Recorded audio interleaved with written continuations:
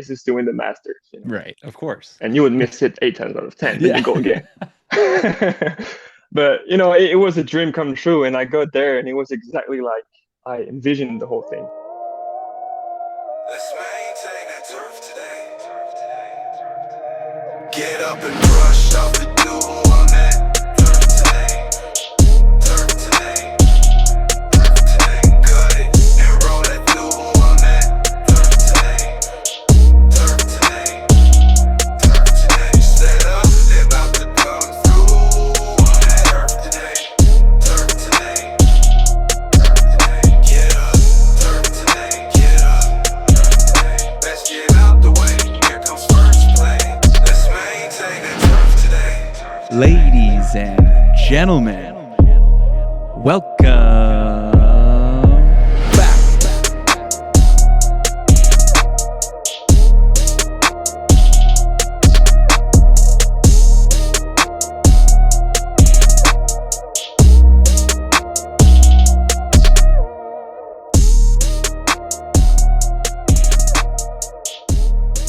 What's going on, everybody? Welcome back to Turf Today. My name is Adam Kershane, joined as always by Brian Laurent. And this week we are heading across the pond to Paris, France, where we're chatting with Simon Wattier, an amazing young man from France who has worked in numerous countries at many different types of golf courses and some very, very well-known venues. So buckle up. This is a great interview. Simon's got some great stories. Or is it Simon? I never asked him. He is in France. I guess he goes by Simon or Simon. Either way, we love you, buddy. This was a great interview. Hope you guys all love it. Turf Today is recorded on the Superintendent Network, and it's brought to you by Toro. Out here on the course, we know a good partner when we see one. Toro's been helping superintendents keep the fairways smooth, greens rolling true, and roughs looking sharp for a century. From sunrise mows to last light touch-ups, Toro's got the horsepower, precision, and reliability to keep your course playing its best. Toro, always solving, always evolving. Simon, how's it going, brother? What's up, Adam? Can you hear me? Yeah, sounds really good. Awesome, man. Are you excited to jump on today? I am a little nervous, but that's normal, I guess. Yeah, no, definitely. I mean, we've done over 100 of these, and I still get nervous every day we Yeah, jump on a recording. But no, I think it's a good I thing, did right? a I did a few of them in French, but it's actually my first real one in English. So Oh, okay. Well, there you go. There you we'll see go. how that goes. My buddies were giving it to me. They're like, you should ask him some questions in French. And I said, well, it'd be fun because I speak a little bit of French being here in Canada, but I don't think our listeners would be able to hang on to it. So we'll have to keep Yeah, it I in don't think they'll English. be very interested into Yeah, that. yeah. So I got to apologize. Brian was supposed to be with us. He was making his way back from Bandon Dunes today, and it sounds like he's having a little bit of flight change on him there. So I think he's on an airplane right now. He's going to try and Okay, join us when he gets off, but we might miss him. So I definitely that's fine. apologize Well, for that'll that. that'll But be cool if you can join. yeah, no, definitely. I hope it works out. He's been What was traveling he a doing in lot. Bend and playing golf? No, he was up there for the it was the women's am this weekend, so he was up there doing some That's right. coverage That's and right. meeting those guys and stuff. So he's been all over the states and stuff lately. So he's been really busy. That's good. So what's going on with you? Where are you joining us from today? Paris, Paris, France. Yeah, I'm at Paris. my grandma's right now. Okay, right on, right on. Definitely our first guest from France, if I'm not mistaken, That's which is cool. pretty cool. Yeah. Born and raised in Paris. Yeah, spent 10 years in Paris growing up, and then moved to the French Alps for a while before finishing high school and starting my career. So Okay. So were you into golf right away? Like what's the golf scene like over there in France? the golf scene is very different. I was into golf. Started when I was 3 years old, 3 to 4 years old, with like plastic clubs. Because Oh my yeah. dad played golf in college in the States. Went to Reno, Nevada. Anyways, huge golf family. Three older brothers. They all play golf. I'm the last one. And that's basically what got me into the industry. And the golf scene here is, I mean, there's 600 courses. It's very accessible, even though people don't think it is. There's still those cliches of it's just sports for rich people. And, like if you play golf, you must be rich. I did not grew up rich at all, and I play golf my whole life. So that shows you that golf is very affordable and accessible here, but we're still so far behind on a lot of stuff. And it's slowly changing. The French Golf Federation is doing a very good job at growing the game here. And I think the Ryder Cup we had in 2018 really helped. So it's trending the right way for sure. Oh, that's awesome. So you're younger of all your brothers and stuff. Does that mean you pick up the game pretty quickly just following those guys? Yeah, I mean everything was a competition growing up, Oh you yeah. know. And I was always trying to beat them in everything we're doing, and it took me a while, but I finally got there. And I mean, once you're the last of four boys, four brothers, you always try to replicate what your other brothers are doing. So that got me good, not good enough to become a pro, but good enough to have it around for their money, that's for sure. Oh, that's fun. Yeah, the sibling rivalry is always a good one, always Hmm. challenging you and teaching you new things. That's really cool. Yeah. So take some time here and just kind of open up your career, getting into turf. Obviously, you're a golfer, but just kind of getting into the Hmm. industry and take us along kind of your career path. Sure. Well, I'm just gonna start from the beginning. Hmm. Like I said, grew up in a golf family, so golf was around my entire life. As I said, my dad was playing golf very seriously before he completely changed career in his life.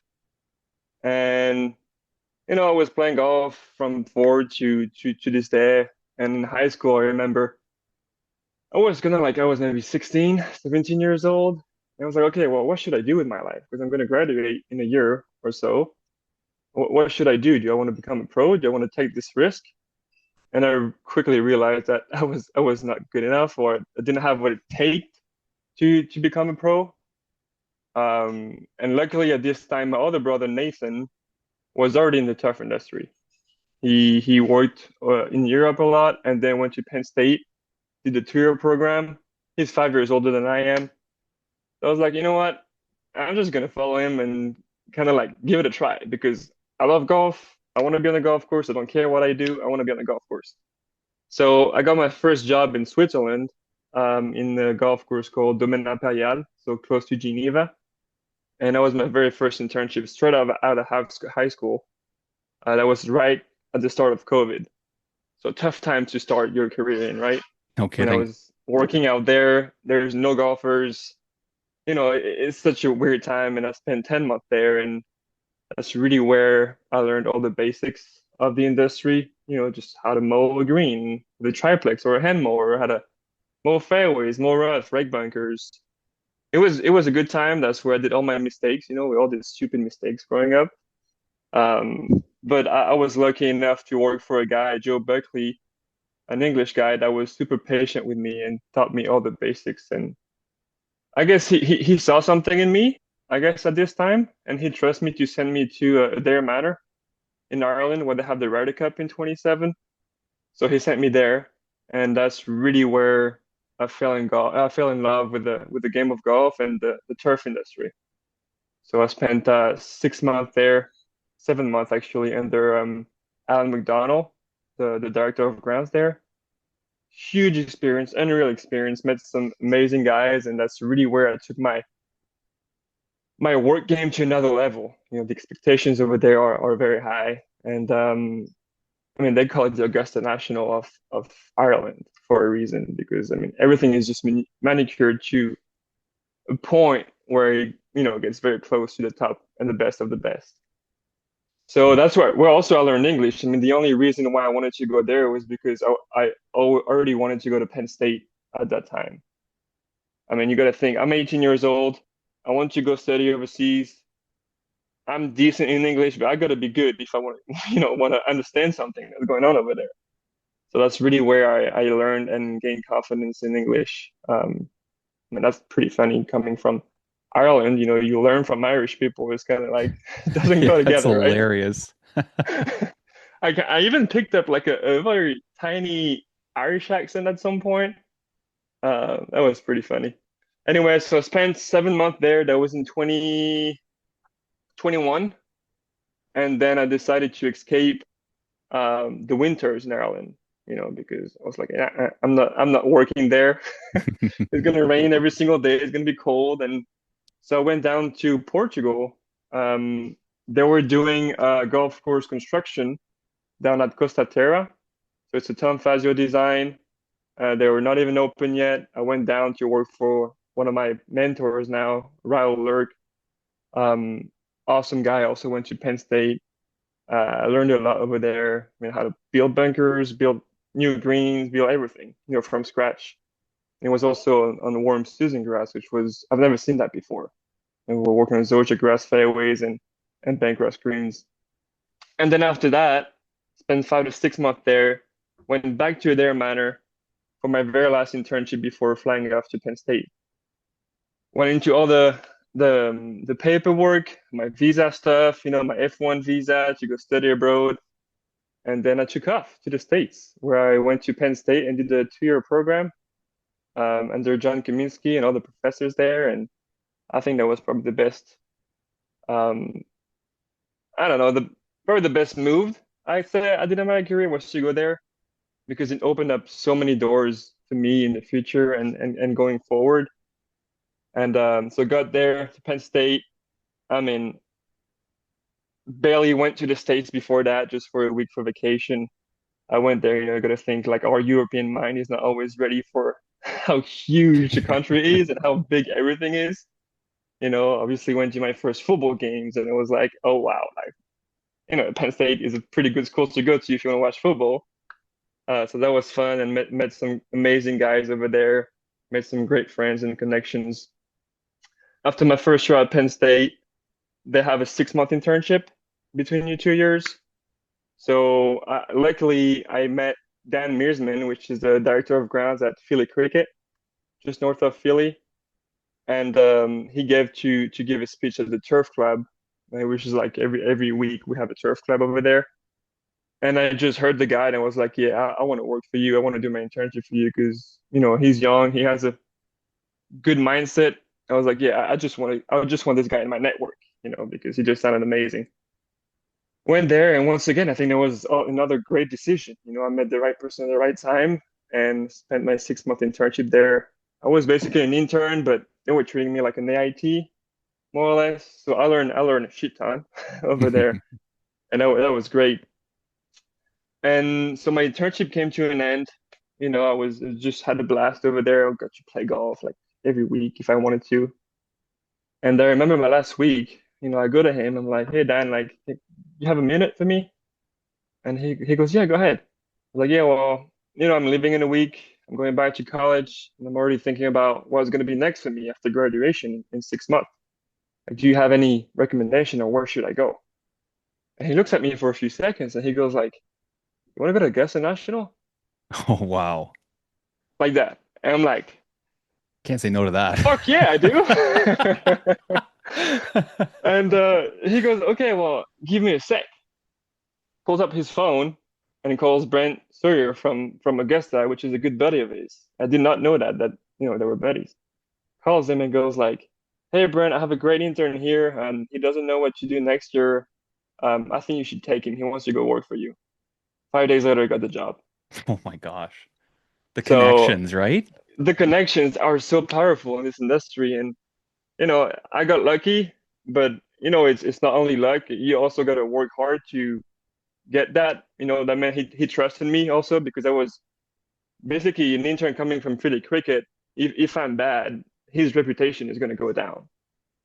So that was also a fruit of my hard work those 6 months. So Right. super lucky, I guess, met the right guy at the right time, and he sent me to Augusta after graduation, where I spent a full year there as an intern, and I got to see, I mean, as a golfer, this is everybody's dream, right? And being able to see what's behind the scenes was unreal. I'm not allowed to share everything, obviously.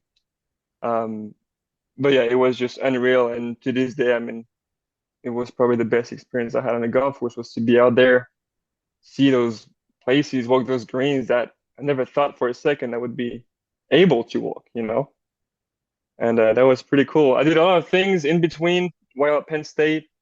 I went to Las Vegas to work for one of my classmates' dad at Valley High Golf Club under Michael Donahue, who is one of my mentors right now. It was cool to see a different part of the country going out west, and I learned a lot from him. He's working on Bermuda fairways and bent grass greens, and he taught me how to paint fairways because they don't ever see it anymore over there because water shortage. And also did an internship with McDonald and Sons at Pine Valley for 2 months. So we rebuilt 16 greens, 16 approach, and 17 tee. I mean, number one in the country was such an honor to walk those grounds and reshape what George Crump and Coles and all those architects at the time first did. It's so cool. So anyway, that's a bit of my backstory. I'm now back in France. My student visa ended in March, and so I'm working for my brother for his company. We're doing dry jig here in France, and we also are doing some consulting and hydraulic, which is some drainage system. So super happy, and I'm now applying for a new visa to go back to the States and back to Philly Cricket to work under Dan Mearsman. That started basically everything for me. So waiting on the visa, and hoping it's gonna go my way. And how old are you right now? I'm just turned 24. Wow, dude. Still got a lot of runway in this industry. That's so cool. You have so much Hmm. experience already.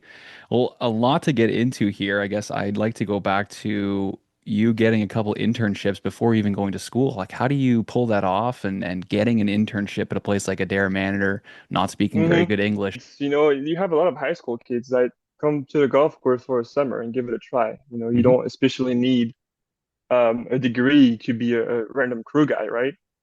And once again, I'm just so grateful because I met the right persons at the right time, Hmm. and that guy Joe Buckley at in Switzerland knew the guy at their manor and they work under the same consultants, so this door opened, then that door opened, so I want to say if you really want something, if you really work hard, I mean you can basically do everything, and that's not only in turf, that's everywhere. And luckily our industry is kind of in a shortage right now of assistants and young people. So I saw this opportunity and I went, yeah, I mean, fuck it. I'm just gonna do it. And the English part, I'm just gonna figure it out, Yeah, yeah, exactly. I'll figure it out. And yeah, I mean, there's no better way to learn than, out there on the field. Yeah, yeah, and that's great. It's not like you're waiting to go to school so you can get an opportunity like that. It's something's presented to Hmm. you. I have a chance here to do this. Why not? Yeah. So no, that's And, really and and good. also just to add on that, Penn State requires at least 6 months of experience before even being able to apply to join the program. Okay, So it's there you go. also, I'd say that was the main reason, really. Yeah, just trying to get some. But also I wanted to pay for school for myself. Didn't really get enough money, so I took a loan. But I wanted to have some money on the side to be able to go to Penn State. So that's also why I worked before starting school. Nice. You got a good head on your shoulders. That's a good way of doing it. Hopefully, I'll keep it.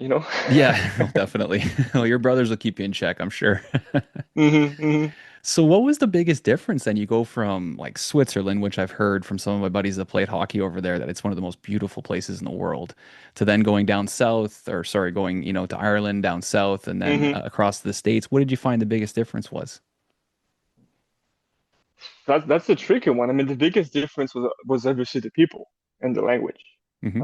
You start from somewhere where you speak French, then go speak English, and then join a crew of just local guys that all speak Portuguese and don't even speak English. So it was really everything was different everywhere, and it really tested my abilities to adapt to every situations. And my mindset from day one was to work as at many places as I could, and then kind of like pick or cherry pick the best of every places to make my own DNA and my own way of how I see turf in general. So a lot of differences, also a lot of similarities into, those private country club vibes. I never worked at a muni before, and I guess I'm lucky for that. Personally, I don't want to because, I'm aiming fairly high. But at the end of the day, we're all working on the golf course, and the goal is the same, is to get the best playing surfaces that we could with what we have, Hmm. you know. And that's just a great example of somebody who, if you want to work in a different country or you want to work in a different climate or something like that, you certainly can because turf is Hmm. turf, right? It's just about trying Hmm. to get along with the Hmm. people. And if you have a good attitude Hmm. and stuff, you'd be perfectly fine. And it's also easier to travel in Europe. You know, I True. know traveling to the American mine, um, or North American mine can be very scary because when you think of another country, either you go to Canada, which is not too far, sometimes people go down south, but everything is just so far, you know. Hmm. So here you can drive 6 hours and be in a different country, and you drive three more in another one, you know. So it's not as hard because I mean the time zone is fairly the same, and you can get home in less than a 2 hour flight. So the But language is different, but it's not like you're on the other side of the planet, you know. So I'd say that was easier for me. But going overseas was definitely tough at first, and then you slowly get used to it, you know. yeah. So any good memories or stories of mishaps because of language, because of translating or something like that? Oh man, that's a good one. I mean not mishaps, you know, but sometimes, especially when you work 70, 80, 90 hours a week, you know, you get a little tired, and when English is not your first language, man, sometimes, especially at 4 in the morning, you struggle, Oh you yeah. know, and you don't want to talk to me if I didn't have my morning coffee. Yeah, that's true. Um, but people used to make fun of me, you know, because I'm French, and especially in the States. But it was all you know, all jokes, and but no mishaps. I don't think I ever made a huge mistake because of the language. I almost did because of the conversions between liters and gallons. That's one Oh thing. yeah, that'll get you. That'll get you. Um, but luckily, you know, I worked at those courses where everything is double checked, and that also helps with not making many mistakes. Um, so no, but it was good. I always felt very, very welcome everywhere I worked at. And I'm so grateful for all the guys I met because they really took me under their wing and basically made me feel welcome and like I belonged there. And that was pretty cool from them because That's I kind awesome. of overheard sometimes, you know, not everybody likes French people. So Oh, that's great. It's it good was to good. It hear. was good. Yeah, turf community takes care of its own, so that's really nice to Hmm. hear. So we will dig into Augusta a little bit here because when we get people on the show who have experience, we like to talk about it. We are fully aware that you can't get into the nuts Hmm. and bolts of it all. But my first question would be, what was your perception of Augusta? I know you're a golfer growing up. You've probably watched the Hmm. Masters and stuff, but what was your perception of it? And then actually showing up there, what was that like? Man, I mean, I think the perception I had was, you know, I would get there and I was thinking I would cry the very first day. Yeah. You know, I mean, playing golf, I think we all, you know, as a kid, I'm pretty sure 90% of us had a putt on the clubhouse putting green and was like, yeah, this is doing the Masters, you know. Right. Of course. And you would miss it 8 times out of 10, but Yeah. you go again. But, you know, it was a dream come true. And I got there and it was exactly like I envisioned the whole thing. And the layout of the course was kind of shocked me. And I was shocked on how big the place was. But it was exactly like I saw the thing in my head. And I remember my very, very first day, even before orientation, I went down there to help the guys rake the bunkers, and it was still in the dark.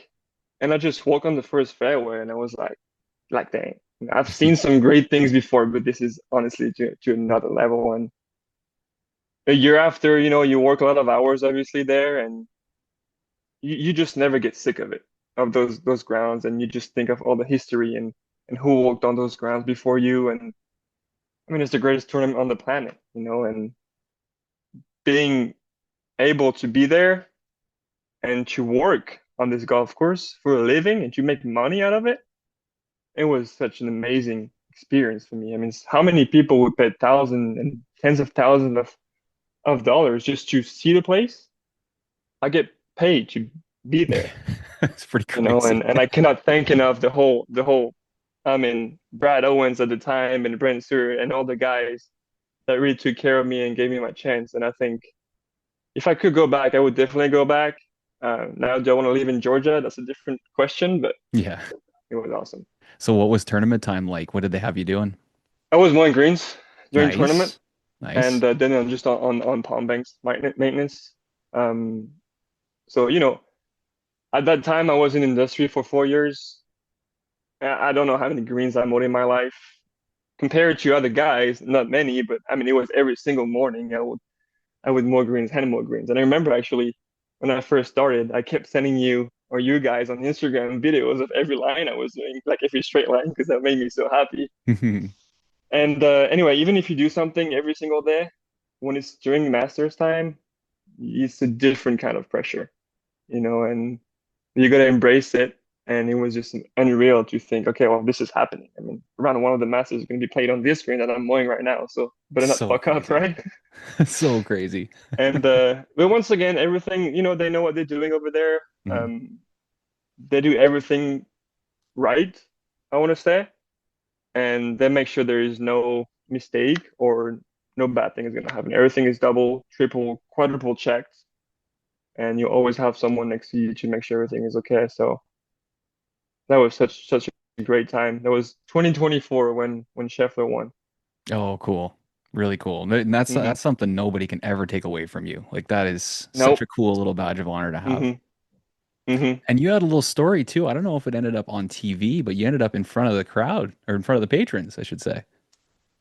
Yeah, it did not end up on TV. I was kind of hoping for it, because nobody has a phone over there True, during true. tournament time. Um, so I was hoping it was on live broadcast, but it was not. So that's pretty cool actually. On the Sunday of the Masters, so Sunday afternoon, during every big tournament, not only the Masters, but all the big tournaments, they put guys on every hole just to make sure there's no debris on the green or sand splash or anything like that. I was sitting on 16 with some other greenkeepers, and anyway, Ludwig Aberg comes up to 16, so he was in the second to last group and hits his ball in the back left bunker over there. So it was the Sunday pin. I mean, chips out, makes par, leaves sand splash on the green. Scotty Scheffler is putting for birdie, I believe, or makes par on 15, and it walks to 16T. As he walks to 16T, my buddy next to me goes like, "Well, there's sand splash on the green. You gotta go clean it. It's Sunday at the Masters. I don't know how many millions of people are watching, and you're gonna go and do it." Me? He knew Are you sure? he's been there for 20 years. He knew it was my first and probably last time working the Masters. He was like, "Go do it, man." So I took my dew whip out and I just hop over the rope. And once you hop over the rope, you just feel thousand and thousand of eyes watching you. And it's just a dew whip, it is just the most basic thing you can do. But I was shaking. Oh yeah, I bet. Anyway, I go out there, I do it, and people start clapping. One guy, two guys, 10 guys, 100 guys. It was probably, I don't know, 4 to 5,000 people just in this amphitheater over there. And I started dripping the sand. People are cheering. And I had some buddies on sitting on 18. They thought someone made a hole in one Oh because of wow. all this noise. And then they just heard that it was me. Yeah. Anyway, I started dripping the green, and I got done. And then my buddy comes up to me and he goes like from a distance, "Tip your hat off." So I kind of think for a second, and then I tip my hat off, and Yeah. they go even more crazy. Oh And I no was, way. once again, I grew up as a kid playing golf, and my dream was to win the Masters. And you know, during high school, when I decided to take a different path in my career and kind of like forget about golf, I kind of felt sad, and I felt like all those dreams I had growing up, went away. And never for a second I would have thought that one day in my life I would have a standing ovation on 16 at Augusta on a Augusta. Sunday. It was not for playing golf, but it was pretty No, cool still. that's a And that small was list of awesome, man. people. And I'll never forget that story for sure, man. It was unreal. Man, that is so cool. I kind of wish that would have been on TV. That would have been a great clip. Absolutely. So did you guys get to play the course? I hear that everybody that works there gets to play the course, and you were there for a while, so I'm assuming you got out Well, there. it's known now that every employee gets to play the course once a year when we close. So that's obviously unreal. I got to play also. You're able to invite a family member. Oh yeah, nice. So I got to play with my dad. That started the whole thing in our family. Yeah. And poor guy didn't have a single birdie in 45 holes because we played many times. Yeah. But Yeah. he's a scratch golfer, super good golfer. But he told me like, I don't care. I'm just having the run of my life, the day of my life, because it was his dream, and being able to make it happen was super special. And I think I was more happy for him to play the course than for myself to even play. And we had a great time for sure. And man, it's tough out there. Oh yeah, I bet. It's That tough must have out been there. that must have been a cool phone call. Oh, hey Dad, you want to come play Hmm. Augusta? Hmm. Yeah. Yeah.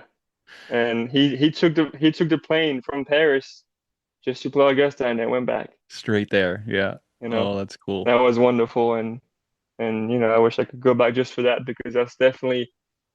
I don't want to say it's why people go work over there, but it's definitely a big part, and it's not only the turf crew, it's everybody because everybody is part of the whole Masters experience, and without those few hundreds of employees, I mean, nothing is going to happen, and lucky enough, members are allow us to do so when we close, and it's a pretty cool experience, and yeah, definitely miss it for sure. Yeah. So the year before you got to work was it your first tournament when you worked the players? I worked the Players Championship the year before, so part of the Penn State program, after your first year and before your summer internship, they will send you to a tournament. It was before that it was the Tour Championship at East Lake, and now it's the Players Championship. So just before your internship. So me and my whole class, we went down there and worked for the whole week. So I got to hand water fairways and tees. That was pretty cool. Nice. And also I was blowing bunkers in the morning. But also seeing a different tournament take place and how they do things compared to how Augusta do things or compared to a different course. It was super interesting. It was 200 of us total Wow. working on the golf course on 18 holes. 200. 200 like full-time crew and also volunteers. A lot of students, obviously, but that was a great time, and it was the year also Scotty Scheffler won. I There you guess I'm go. his lucky charm. Whatever I work a Yeah. tournament, he wins. So. He should be Yeah, it paying you was to it was a follow him great around. time, and it was my first time in Florida too. Oh, So okay. it was interesting to see, and I mean they oversee paragraphs overseed over there, and it's pretty similar to what Augusta does as well. So it was good to see for Yeah. sure. So now you talked about you're working with your brother, who we've talked Hmm. to online, and I actually thought about maybe bringing you guys both on, but you both have Hmm. so much to talk about. You both have such cool careers that I think Hmm. getting to talk to you first would be great, and then eventually at some point we got to bring Nathan on to Hmm. chat with him. But Hmm. talk a little bit about him and your guys' relationship, and now what you're kind of doing together. Hmm. Well, Nathan is the one that started it all in the turf in the family, and I'm so grateful for him and for what he did before me. He was the first French guy ever to go to Penn State into the turf program. So he was very like a scary for him at first. He had no idea what he was getting himself into. Um, anyway, he went to Penn State. He interned at Glen Arbor in New York under Ken Benoit, which is a huge name in the industry. And then after graduation, went to Congressional as an assistant for a year. So you got to know that after graduation as a F1 student, you have 1 year to work, and then your visa stops.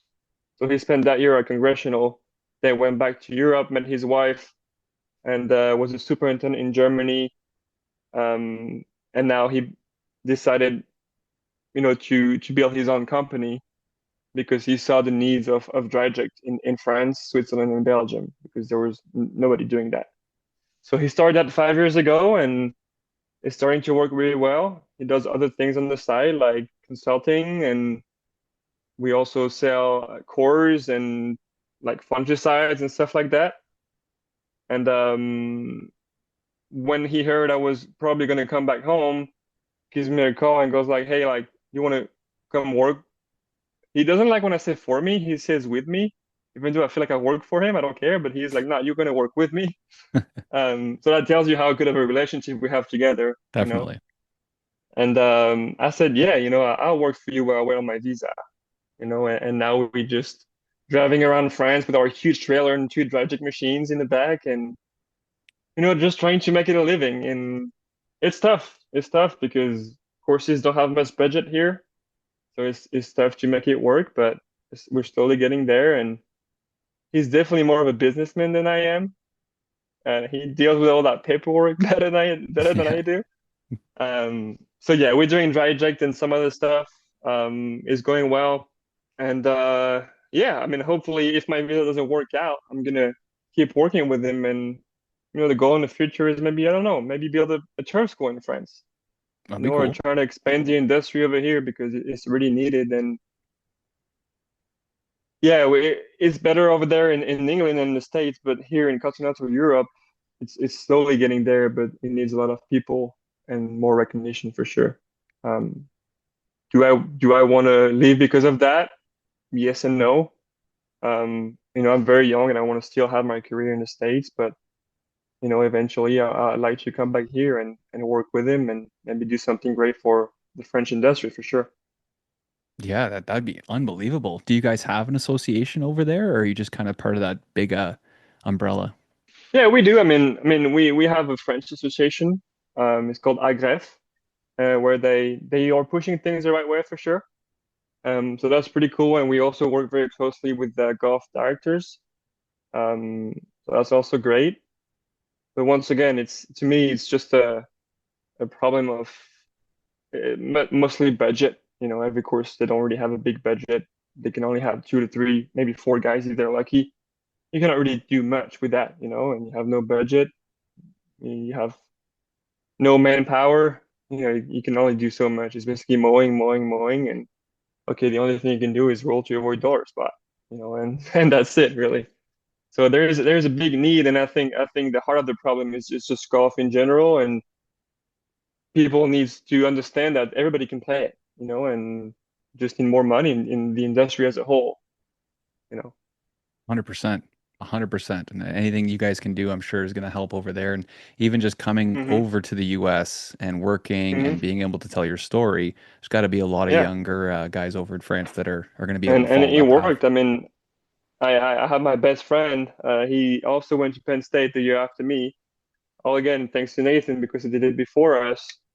And he interned at Oakmont Country Club. Went back there after graduation as an AIT. I mean, he's also having a super, super successful career. And, we're just hoping the three of us can influence other French guys. Not to go to Penn State, especially, even though I think it's the best program in the world, but just to go overseas and learn from the best, because I mean, you gotta say it, turf grass in the States is the best. To me, it's the best, and then hopefully bring that knowledge back home, and kind of like teach people here that cannot afford going overseas, what you learn over there and try to bring it back and change minds a little bit. And I think that would be a great thing. And I know a lot of French guys I know went to the States under Mike O'Keefe and his J1 program. And I mean, I know some guys went to Murfield Village, I mean, Choir Hollow and some other places. So, and then they came back to France and now they're already superintendents. They're like my Nice. age, so that shows you that if you just intern at those places and you come back here, you can be a super because that's how short on staff we are. So did you think about doing that? Was there any opportunities for you? I still think about doing it in case my visa doesn't work out. Um, but right now I should get an answer within the next 3 months. I don't want to apply for a job, and if I get my visa, then just burn the bridge Right. and say, well, I'm gone. I mean, everybody is going to be losing in this situation. So this is why I'm working for my brother because he's aware of my situation. If the visa is a no, then I'll consider taking over a golf course if I can, because I'm still super young and frankly, I don't feel ready to be a superintendent. But if I need to, I would gladly do it. And I have a lot of help around me that can help me with things I have to deal with. So yeah, if the visa doesn't work out, I'll gladly take a job here in France or in Europe and try to make my way up. Yeah, absolutely. I'm sure everybody always says they're not ready or they don't think they're ready, but you'd figure it out. Like Hmm. you seem pretty smart and Hmm. resourceful. I'm sure you'd figure it out.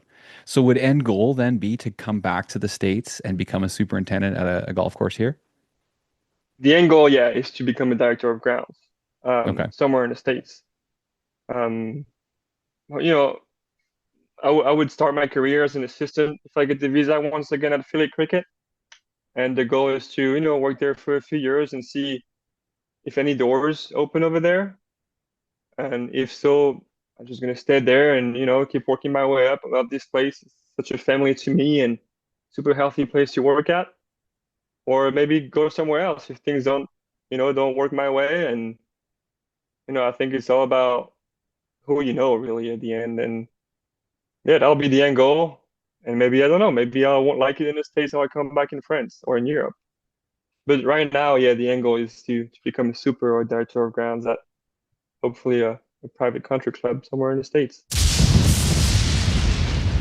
Awesome. Well, like I said, you're still so young, dude. So you have a lot of runway and you keep working your Hmm. network and all these connections and stuff. No doubt in my mind, you'll get there. So Hmm. that's awesome. There was a huge flash of lightning that just went through, which means it's now time for the lightning round presented by Flash Weather AI. Your heads up before the skies light up and download their new app today. Well, we'll start with an easy one that we ask everybody. Favorite piece of equipment on the golf course? Man, I'm gonna go crazy with that one. A rake, Yeah, just a just hand a rake? rake, just a hand rake. No matter Yeah. what hand rake, I think you can do so much with just a rake. Okay. Fair enough. Worst comment you've ever had from a golfer While working or while playing golf? Because I have while a pretty good working? one while playing golf. Yeah, well, Okay. whatever the best one is you had from a golfer. I remember that guy. I was playing golf. It was actually pretty recently, and I hit my 8 iron on a par three, and I just hit a divot, right? And I'll just leave a divot on the tee, and I just clean my club, put it back in the bag, walk away. This dude comes up to me and goes like, "Not gonna replace your divot like this." And so I had to kindly teach him that we don't do that on the tee. We do not replace a divot on the tee. There was no seed next to the tee, so and he kind of got like oh mad at me because he was. Then I told him what I was doing for a living, and that I work here and there, and I kind of know what I'm talking about. So, Yeah. and he was like, "No, no, no, you should put it back." And then went back to the club president and told him that I did that, and he got in trouble. Oh, nice. But that's the only one I can remember. I mean, for Yeah, now, that's good. You're around a lot of friendly golfers. That's a good thing. that was France, man. Yeah. So for you, what's more satisfying, a perfect stripe on a green or a perfect divot repair? A perfect stripe on the green. Yeah, I knew you were going to say that. No debate. No debate Yeah, there. you like your stripes. What's a scarier sound on the golf course? A clap of thunder or the GM's cart pulling up? Probably a cup of thunder. You Yeah. know, if you have nothing to be worried about, if the gym pulls up, probably a cup of thunder. Yeah, Especially fair on a enough. golf course, that might be the most dangerous place to be when it's storming out there. So definitely that. So when it comes to driving around the golf course, what's your guilty pleasure? What do you like taking out of the shop? I don't know. It's probably driving those car paths like you're in an F1 race. Yeah. And trying to take the quickest, the fastest lines around the corners, even though those cars they don't go fast, but that's my guilty pleasure, and I don't know, it just makes the day goes by faster, I guess. Oh yeah, no, we get to drive all over the golf course. It's so much fun. I love hiring kids that have never driven before, and you're like, all right, just get in the cart there. Yeah, let's go. And they look at you, they're like, "What, me?" I can drive this anywhere. Yep, let's go. Just don't put it in a bunker or Until pond. until they start driving on the greens, and you go, Yeah. "Okay, stop there." Oh, I wish that was a joke. Okay, two more for you. I got a couple fun ones here. What's the best excuse you've ever heard for missing a shift? Huh, man, the best excuse I've ever heard from missing a shift. Oh yeah, I got a good one. Some dude was supposed to work. I'm not gonna say name, and I hope he's not gonna listen to this because then we're gonna make an enemy. But he was supposed to work till 5 or 6 p.m. and he knew that. We had the whole planning that was telling you, okay, well, this guy has to work that late that day, and he booked his haircut at like 2 p.m. And he just goes like, we were watching Bancroft, dude. It was the summer. We had to water greens. He goes like, okay, guys, I'm out. I got a haircut appointment. Like, really? Yeah, you're gonna leave me alone watching all those greens? Like, and he didn't even get in trouble for that. And it kind of pissed me off, but that was such a stupid excuse. It Yeah, wasn't an excuse because he already had that appointment because he came back the next day with a new haircut. But come on, man, just don't schedule it for 2 p.m. That's not pro. yeah, that's You do it bad. later. That's bad. And then tells Um, everybody it's a haircut. Like I'd be going with yeah, doctor's appointment or something yeah, serious. right. Like, And it no, was a I'm going to get a haircut, and that trim. that, that really pissed me off, man. Oh man, yeah, talk about morale. That would kill it. All right, I got a last fun one here for you. Tough call. You can only keep one. Cold beer after work or perfect greens all season. Cold beer after work, man. Yeah, You will never have perfect greens all season. that'd It's be just tough. impossible. And then we'd have nothing to do, right? Gotta Um, have some fun. yeah, they're right. Then you just get bored. Yeah. Uh, and everybody will love you, but then you take out the beers. Nah, that's not happening. Nah, you can't do that. Awesome. Good job with those, buddy. It's always fun to throw in a couple extra fun ones there every once in a while. When the weather changes, so should your plan. Flash Weather AI gives you hyperlocal, real-time forecasts powered by AI, so you're always one step ahead of the storm. Download Flash Weather AI today and never get caught off guard. You know when the turf just looks happier? That's what we've been seeing since using Apex 10 from Green Nature. It's all about healthier soil, stronger roots, and turf that bounces back a lot quicker. And right now they've got a buy two, get one free deal going at greennature.life. Worth checking out. And also follow them on Instagram at Apex10Life. Considering my background and what I went through and what I'm still going through, I think is great if some international student are listening to maybe talk about the visa process and how to navigate that, what to do before school, during school, and after school. And I think that's super cool. And I kind of have some notes just to really talk about it real briefly. So if you not only from Europe but just from outside the States, if you want to go study in America, there is three different visas. You can use. There's the F1, the J1, and the M1. The F1 basically is the student academic visa, so it's in-person college. So while you will attend classes and have credits and all that.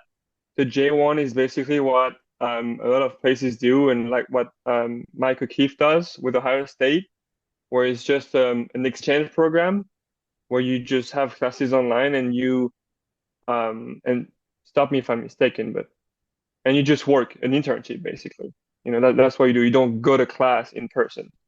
So that's pretty cool, cheaper, I believe, good option. And then the M1 is just vocational studies, which is meaningless for us.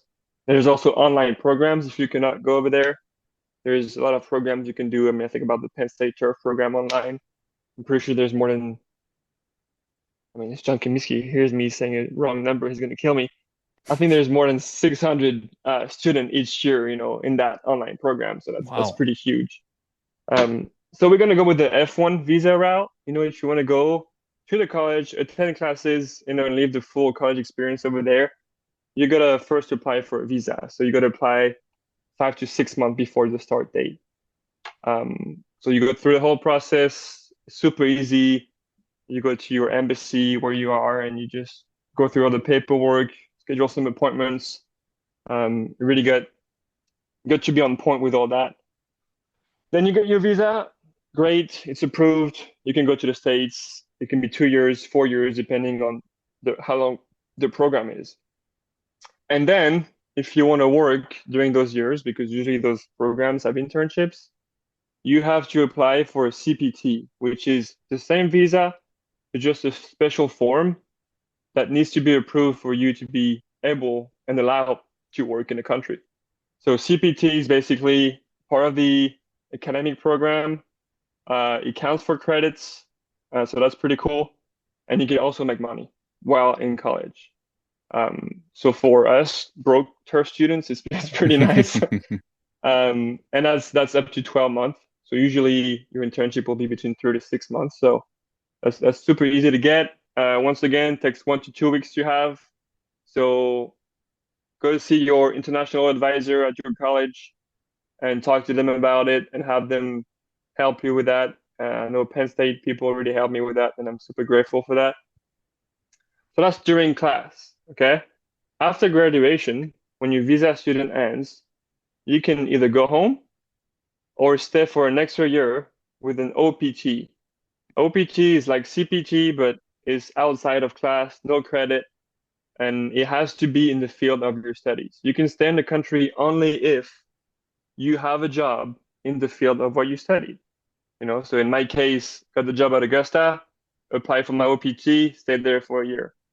You got to know that the OPT takes 90 days to get. So you got to start 90 days before graduation. That's 3 months. So don't get caught into, timing and starting only a month before, then you have to wait 2 months, and then it just, makes everything up. So that's a good way to get more experience in the country and stay for an extra year. Once that OPT is done, you're done. You gotta go home because it's not legal anymore. So you go home. That's what I did.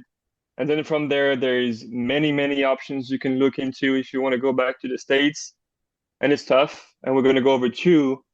There's obviously the H-1B, but that one requires a bachelor degree or higher, which I didn't have. And you got to go through the lottery, and you need a US employer to sponsor you, and it's just super hard to get. I was looking at numbers a few days ago. I think it's one chance in 120 to Wow. get it. So I mean, you can get it. I know someone that got it this year, but it's super tough. So you can go through that.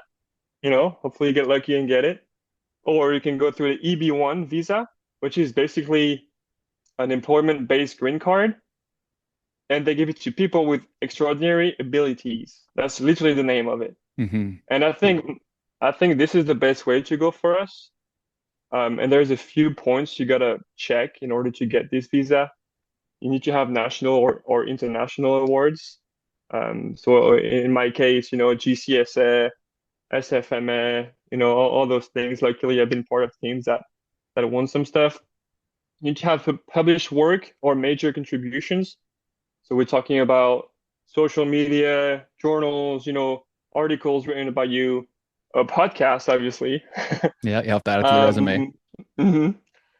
And also you need to have sponsors. So you need to have a golf course that sponsors you and promises you an employment. And I think this might be the most important point is to have sponsors and letters of recommendations. And this Mm. comes back to the beginning where from your first day in turf, you gotta work your butt off in order to make good connections, have people like you and believe you. If they do and you work hard, they're gonna give you those letters you then need to stay in the country. So every single relation counts. And it's such a small world where if you're good, everybody's gonna know it. If you're bad, everybody's gonna know it too. And so that's probably the most important is to work your butt off, get those scholarships, get those awards, those letters, and then hopefully then your um, application will be strong enough to get that visa we're trying to apply for. And then obviously go make some connections. I mean, go to Turf Bowl, go to GCSA, go to the job fairs, SFMA, make connections. Don't be scared to go talk to people. I mean, it's not going to kill you. It's just scary to go talk to some random superintendents or salesman or podcaster at GCSA. But I think it's great, and you never know where a connection can get you. And in my life, I got lucky to have the right ones at the right time. And if I didn't meet those people at this time, I don't know where I would be right now. So get out of your comfort zone, and go talk to people. And this visa, so the EB1 takes between 5 months to a year to get, or just to get an answer on. Crazy. Seems So, long. so it seems super long. And the mistake I did was I started the process 3 months before finishing at Augusta. Mm. And now I don't know, it's been 7 months that I've been waiting here back in France. Love my brother, love what I do with him. I'm Yeah. ready to get an answer, Yeah, we So need to get an answer. start this process. When you start your OPT, basically wait 3 months and start the process for the next step. It's good advice. And things are not gonna do themselves. You're gonna be on top of your stuff, and that's also part of growing up, and also if you can, get, as I said, a job. Before that, you need a job like promised from a golf course, and try to get this golf course to get you an attorney or a lawyer. Because without a lawyer, there is no way you can build a strong enough application on your own. I mean, they Right. ask for so many things that we would forget as Hmm. normal humans. And get yourself a lawyer. It's 10 grand. I'm so grateful that Philly Cricket paid for that for me because they truly believed in me. Nice. Um, but once again, that's the most important. Get yourself a lawyer and have them help you. And she said 70% chance I'll get it. That's pretty decent. Hmm. Um, so yeah, that's it, man. I mean, I don't know what to add. Just be curious in everything you do. Try to learn more every day, and don't get caught with time by being lazy. I'm not pretty good at this. Trying to work on that. I know my Yeah. girlfriend helps me work on that for sure, but Nice.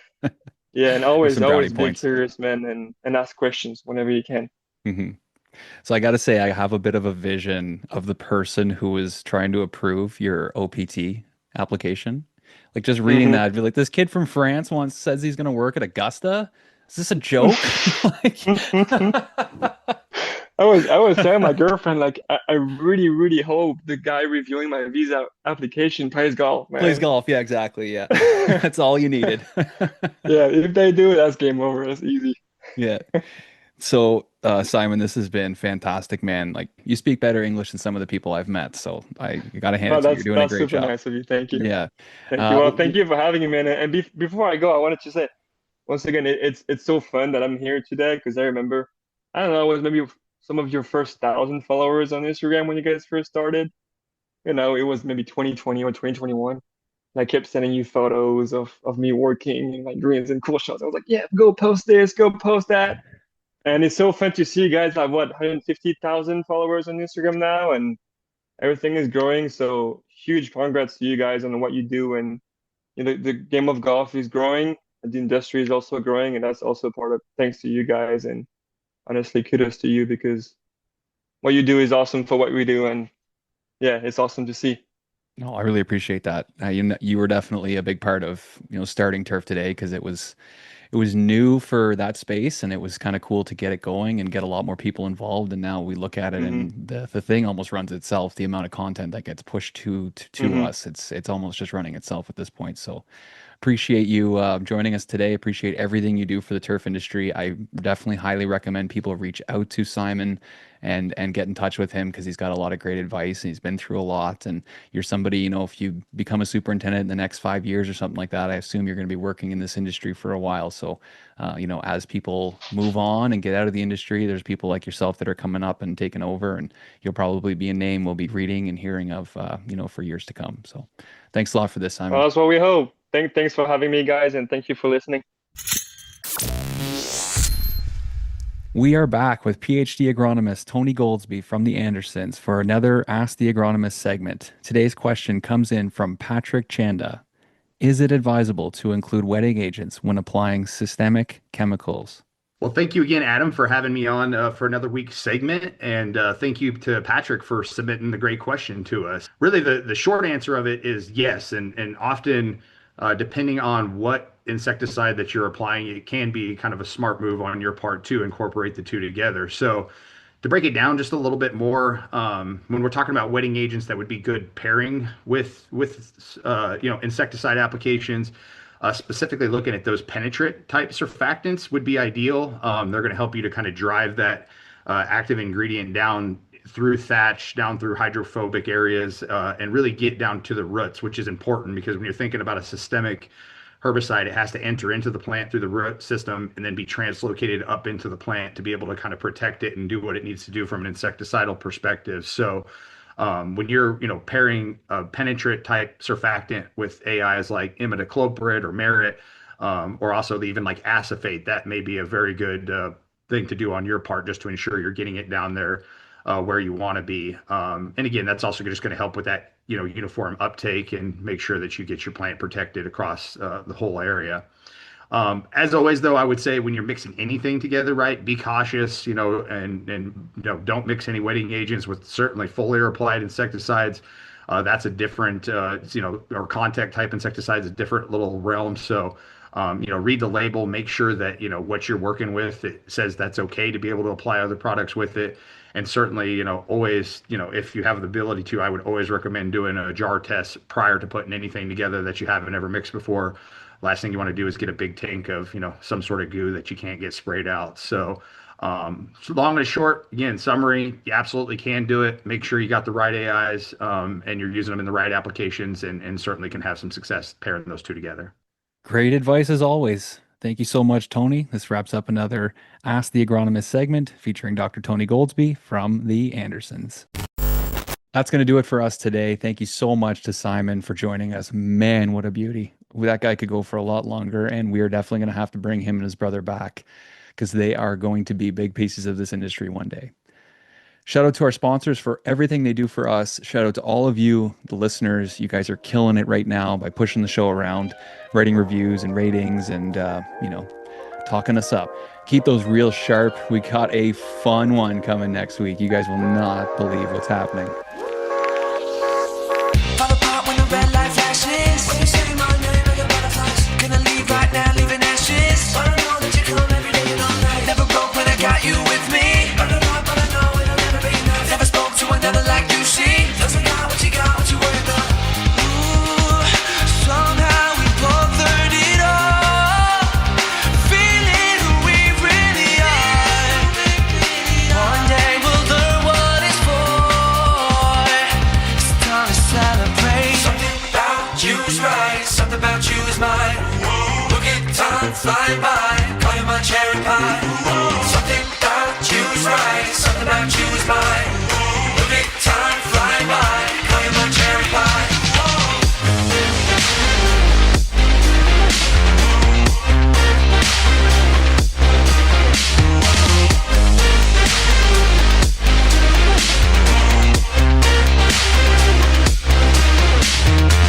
Never thought you would take a bullet for me. Never know what you know, never worry about that. Had a lot, now I got more cussing. Wanna rock, give a lot, never worry about that.